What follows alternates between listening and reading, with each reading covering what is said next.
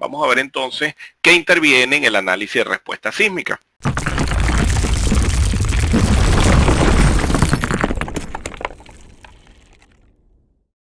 Vamos a ver qué interviene en lo que serían las propiedades del material, la geometría de los estratos. Cuando hablamos de geometría nos referimos a espesores, la topografía del terreno. Este es un tema que actualmente sigue siendo objeto de mucha investigación. Existen depresiones o levantamientos topográficos que modifican fuertemente la topografía del sitio.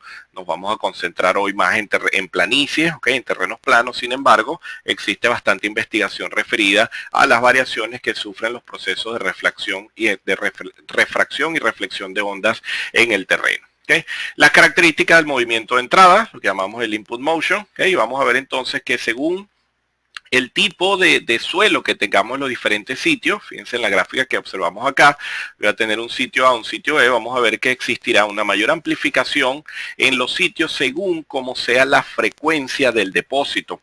Tendremos depósitos más rígidos, donde habrán amplificaciones diferentes a lo que serían depósitos más sueltos, donde puede haber otro tipo de amplificación. Es decir, que la rigidez del depósito definitivamente va a determinar un fenómeno de amplificación particular según las características del movimiento de entrada. Cuando hablamos entonces de estas propiedades del material, tenemos que estudiarlo desde el punto de vista de comportamiento, esfuerzo, deformación. Aquí en este caso ya hablamos de un comportamiento cíclico, es decir, el suelo va a recibir acción sísmica y va entonces a comportarse de forma cíclica. Va a haber un proceso de histéresis en el que va a haber un proceso de disipación natural del suelo y puede ocurrir también un proceso de degradación, como ocurre en la mayoría de los casos debido al fenómeno sísmico. Para ello podemos utilizar modelos lineales equivalentes para analizar esto, modelos no lineales o ya modelos constitutivos avanzados que ya se desarrollan conjuntamente entre software de última generación, ensayos de laboratorio, modelos a escala, etcétera. Vamos a hablar principalmente de los dos primeros y sobre todo del primero, que es uno de los que más se utiliza en la práctica y que realmente son los modelos que representan bastante bien la condición del terreno cuando la acción sísmica no representa un gran fenómeno de degradación de sitio, como vamos a ver más adelante. Entonces, bueno, para entender los modelos lineales equivalentes, tenemos que entender que el suelo sufre, cuando lo cargamos cíclicamente, sufre un proceso de histéresis. Esto que les indico acá con el cursor es un lazo de histéresis. Quiere decir entonces que este suelo va a sufrir un proceso de carga y descarga, y en cada lazo de histéresis vamos a ver entonces que existirá un área encerrada dentro del lazo que será proporcional a la cantidad de energía que puede disipar ese suelo por el fenómeno cíclico. De forma tal que la abertura de la curva será proporcional a la capacidad de disipación de energía que tenga el terreno. Y otro aspecto bien importante es la inclinación de la curva. La inclinación de la curva me va a hablar de rigidez. Fíjense, por ejemplo, si yo tengo en el eje vertical lo que serían los esfuerzos y en el eje horizontal lo que serían mis deformaciones unitarias, viéndolo de forma bastante sencilla, vamos a ver que para pequeñas deformaciones, esta pendiente tiene un valor mucho más alto que para mayores deformaciones. Quiere decir entonces que para pequeñas deformaciones estamos hablando de un suelo que manifiesta una rigidez mayor que cuando ya alcanzamos estas deformaciones en este orden. Por eso, cuando estudiamos esta curva de histéresis, nos interesará conocer lo que sería el comportamiento desde el punto de vista de rigidez del suelo para pequeñas y para altas deformaciones. De allí entonces se derivan unos conceptos bien interesantes. Fíjense entonces que el valor para muy pequeñas deformaciones lo vamos a llamar G máximo, y eso será entonces el valor del módulo de corte del suelo. Mientras que para mayores deformaciones ya entonces estaremos utilizando una condición de G secante, que ya sería un valor promedio del comportamiento general del proceso histerético, y vamos a ver entonces que ese módulo de rigidez secante relaciona los esfuerzos cíclicos que se generan sobre el suelo respecto a las deformaciones unitarias que allí se producen. Entonces vamos desde un G máximo a un G secante que depende del nivel de deformación que se manifiesta sobre el suelo tras ser aplicado entonces un proceso de carga cíclica. Y esto es bien importante tenerlo claro porque más adelante este parámetro, este módulo de cortante dinámico del suelo va a ser muy importante para analizar otros comportamientos. Entonces fíjense entonces, este módulo de corte, y ahora aquí sí lo vemos un poco más claro. Fíjense que es la pendiente en condición tangente, el G máximo, y vamos a ver el otro módulo G secante ya para un determinado valor de deformación. Fíjense que el eje central de la curva de histeresis que teníamos ahorita se parece a una columna vertebral, y de allí que entonces se estile llamar a esta curva con forma de columna vertebral. ¿Qué es lo que ocurre acá? Que para pasar el G máximo a una condición de G secante existe un proceso de degradación. Obviamente, cuando el suelo está sometido a acción sísmica, vamos a tener un G máximo inicial, y a medida que se va deformando el suelo por la acción sísmica, vamos a pasar de un G sobre G máximo igual a 1 a un valor menor que 1, de forma tal que la relación G secante entre G máximo será la que determine el nivel de acción sísmica que se genere. Si tenemos un sismo leve, probablemente entonces esta variación pase de 1 a 0,8, 0,7. Ya para sismos más severos podemos hablar de 0,60, 0,50, 0,40 e incluso existen hasta valores recomendados para lo que sería el diseño de bases de equipos vibratorios, equipos reciprocantes, bombas centrífugas, etcétera. Entonces, ya acá hay un aporte bien interesante, y es que estas curvas se han logrado estandarizar en cierta forma y se han logrado tabular para que el proyectista pueda tener claridad entonces de qué reducción de módulo de cortante se espera en diferentes tipos de suelos para diferentes acciones sísmicas debido a lo que serían ya los fenómenos cíclicos de carga y descarga. Ahora bien, como determinar este valor en laboratorio es sumamente complicado, simplemente requiere un esfuerzo adicional que desde el punto de vista práctico lo que buscamos es poder perfeccionar nuestros resultados y el desarrollo de nuestros proyectos sin incurrir en grandes complejidades numéricas. Lo que se ha recomendado es que debido a que las pruebas geofísicas inducen deformaciones por corte en el terreno inferiores a 0,0003%, quiere decir entonces que la velocidad de onda de corte puede ser utilizada para estimar el valor de G máximo. Recuérdense que hace un momento vimos que este valor de G máximo estaba referido a deformaciones unitarias muy pequeñas. Entonces, ¿qué es lo que ocurre? Que se ha logrado reportar que cuando se ejecutan estas pruebas geofísicas, esas deformaciones unitarias tienen valores sumamente bajos, y por ende, si yo determino la velocidad de onda de corte a través de un ensayo geofísico, yo simplemente aplico esta expresión y ya puedo determinar rápidamente o estimar rápidamente lo que sería el valor de G máximo, simplemente multiplicando la densidad del material por la velocidad de onda de corte al cuadrado. Y esta velocidad de onda de corte se determina mediante la ejecución de un ensayo de campo, un ensayo geofísico, donde en la práctica existe ya actualmente gran variabilidad de tipos de ensayos geofísicos. Sin embargo, los principales y los que más vamos a escuchar son, por ejemplo, el ensayo de reflexión sísmica. Fíjense entonces que se emite una onda desde un origen, existen unos receptores, unos geófonos, que van detectando lo que sería el proceso de reflexión de ondas para cuantificar el espesor de los estratos y medir lo que serían las velocidades de propagación. Cuando hablamos de los ensayos de refracción, de igual forma tenemos unos receptores. Sin embargo, aquí se introduce una variable adicional, y es que adicional a las ondas que llegan directamente a los receptores, que en este caso son geófonos, adicionalmente las ondas que llegan a los estratos más rígidos, estas ondas se refractan y llegan de igual forma a los geófonos, tanto las que son de acción directa como la onda refractada. Al final, todos estos geófonos van conectados a un sismógrafo, y ese sismógrafo entonces es capaz de clasificar toda la data para cuantificar lo que serían los espesores de los estratos y tener bien cuantificado nuestras velocidades de propagación de onda de corte. Hay uno que se conoce mucho en la práctica, el ensayo sísmico Cross-Hall.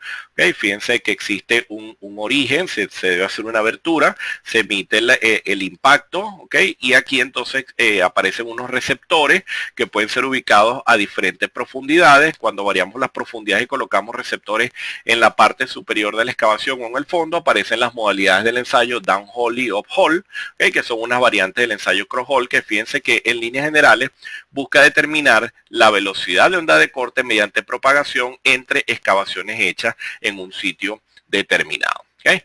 Ya a partir de allí podemos determinar nuestra velocidad de onda de corte y explicar la expresión que vimos antes. Sin embargo, en función también de ir facilitando un poco los procesos, en la actualidad también se ha logrado correlacionar los valores de G máximo con el ensayo SPT, el ensayo de penetración estándar, y el ensayo de penetración cónica. Existen ya varios investigadores que han logrado elaborar expresiones empíricas que permiten cuantificar el valor de G máximo en función de los parámetros que nos arroja el SPT y el CPT, y que pueden ser utilizados de igual forma. ¿Okay? En la práctica, en lo personal, he trabajado con valores en función del ensayo SPT y existe un muy buen acople entre lo que se obtiene acá y lo que se obtiene a partir de los ensayos geofísicos, específicamente el de refracción y el cross-hole, que son uno de los que más se utilizan en muchas regiones de acá de Latinoamérica. ¿Okay? Cuando hablamos ya de ensayos de laboratorio, como les dije antes, ya los ensayos de laboratorio requieren equipos más especializados, equipos un poco más complejos, y en este caso ya también la mano de obra debe ser más especializada para poder determinar lo que serían los parámetros. Ya es un trabajo bastante científico la determinación de las propiedades. Sin embargo, se utilizan mucho, sobre todo en muestras imperturbadas, en análisis de degradación de resistencia, en sensibilidad de suelos, etcétera. Y estos son los ensayos principales que se utilizan en la práctica: el ensayo triaxial cíclico, el ensayo de corte directo cíclico y el de corte torsional cíclico. ¿Okay? Estos tres ensayos se logran ubicar en algunos laboratorios, como les dije antes, un poco más especializados para determinar estos parámetros. Sin embargo, mi recomendación, y ya tanto la experiencia como la literatura nos lo ha dicho, realmente los ensayos geofísicos arrojan muy buenos resultados, porque además tenemos la condición de terreno, y de allí, en vista de estas tan bajas deformaciones unitarias por corte, podemos cuantificar bastante bien lo que sería el valor de G máximo. Ahora bien, si yo tengo el valor de G máximo, la pregunta que cabría es ¿cómo determino el G secante? Entonces, ciertos investigadores ya nos han desarrollado curvas como estas que vemos acá. Estas curvas son las curvas del profesor Busetti y Dobry. Fíjense entonces que estas curvas parten de un G sobre G máximo igual a 1, y existe un proceso de degradación a medida que se incrementa la deformación, lo que veíamos hace un momento. Fíjense, por ejemplo, en esta curva interesante cómo varía la forma de la curva en función del índice de plasticidad del suelo. Fíjense que la pendiente es mucho más pronunciada para suelos que poseen índices de plasticidad elevados, mientras que para suelos que poseen plasticidad cero, es decir, ya suelos granulares, por ejemplo, la forma de la curva de degradación es un poco más pronunciada. ¿Okay? De forma tal que también existen ciertas recomendaciones para niveles sísmicos, para lo que serían movimientos del terreno, como les dije hace un momento. Hay recomendaciones de diseño, por ejemplo, en bases de equipos vibratorios, que me fijan valores, relaciones de G sobre G máximo igual a 0.4. ¿Qué haríamos con una curva como esta? Supongamos que tengamos un índice de plasticidad igual a 15, vengo con 0.4, corto el valor de 15 y ya tengo automáticamente el nivel de deformación unitaria esperada, y con eso entonces yo estaría diciendo que G sobre G máximo igual a 0.4, es decir, que puedo estimar cómo se degrada el módulo de cortante para bajas deformaciones a medida que aumentan las deformaciones unitarias en el terreno. Esta otra gráfica de acá es bien interesante también, porque nos muestra cómo varía ahora el amortiguamiento, la razón de amortiguamiento. Fíjense que a medida que aumenta la deformación, de igual forma, en función de la plasticidad del suelo, existe un incremento de la razón de amortiguamiento. Fíjense que si yo me voy para un nivel de deformación de 0,1, al cortar las curvas, estoy obteniendo que el amortiguamiento será mayor para suelos granulares. Obsérvense que la curva, a medida que vamos subiendo, los valores van disminuyendo en plasticidad. Quiere decir, un suelo de plasticidad 0, un suelo granular, ya suelos más plásticos o arcillosos, entonces serían las curvas de abajo. Si voy cortando cada una de estas curvas, yo voy a ir reportando el nivel de razón de amortiguamiento. Y de acá ya vamos obteniendo conclusiones importantes que las vamos a utilizar cuando hablemos de interacción suelo-estructura. Y es que el suelo es una fuente de amortiguamiento que, si es bien aprovechada, entonces podremos calibrar bastante bien el diseño sismorresistente de nuestras edificaciones, tener controlado lo que es la respuesta de la cimentación y por ende la respuesta del edificio. ¿Okay? Vemos entonces que en los modelos cíclicos no lineales, obviamente, ya cuando queremos aplicar el análisis teniendo en cuenta la no linealidad del suelo, aquí lo que vamos a ver entonces es que la presencia de agua es la que hace que varíe lo que sería el esfuerzo efectivo sobre el terreno. ¿Qué es lo que ocurre? Que a medida que estoy aplicando, que se va generando la onda sísmica, a medida que se van generando las presiones, estas presiones varían según la presión de poros que se desarrollan en el terreno. Quiere decir entonces que va a haber cambio en el esfuerzo efectivo durante la carga cíclica. Y esta condición es prácticamente no drenada. El efecto sísmico es un efecto de corta duración, y a medida que vamos aplicando los esfuerzos cíclicos, vamos a ver que el suelo no le daría tiempo de drenar en función de la acción sísmica que está ahí ocurriendo. Por eso entonces hablamos de un efecto no drenado. Por eso es muy importante cuando analizamos, por ejemplo, arcillas, que cuando aplicamos la acción sísmica y entendemos que los suelos arcillosos en condición estática les cuesta mucho drenar el agua, mucho más le va a costar si es una arcilla bajo un efecto dinámico. Incluso podemos decir que una arena, es decir, un suelo granular, de igual forma manifiesta casi siempre una condición no drenada en función de la velocidad en la que se aplica la onda sísmica sobre el terreno. Entonces estos modelos cíclicos no lineales buscan estudiar cómo varían las presiones de poro a medida que se va dando la acción sísmica y por ende cómo varía el G máximo y el esfuerzo cortante máximo. Vamos a ver que a medida que disminuyen los esfuerzos efectivos, automáticamente disminuye la rigidez y el esfuerzo cortante sobre el terreno. Ya para esto, por lo general, se utilizan modelos más avanzados, software de cálculo, que me permiten analizar cada uno de los niveles de deformación. Es decir, que yo tendría que analizar un módulo de cortante acá, otro módulo de cortante acá, otro por acá, otro por acá, y así sucesivamente. Y al final, la sumatoria de todas estas variaciones de rigidez es la que me sumarían el comportamiento no lineal del suelo. ¿Okay? Es consenso ya a nivel internacional de que hablemos del suelo ya como un material elastoplástico, ¿okay? De manera que existe una transición entre la condición de elasticidad, que es falsa, y la condición de completa o total no linealidad, que también es falsa. El suelo se encuentra como en un punto medio de elastoplasticidad, y de ahí entonces que muchos modelos cíclicos no lineales puedan representar mucho mejor la respuesta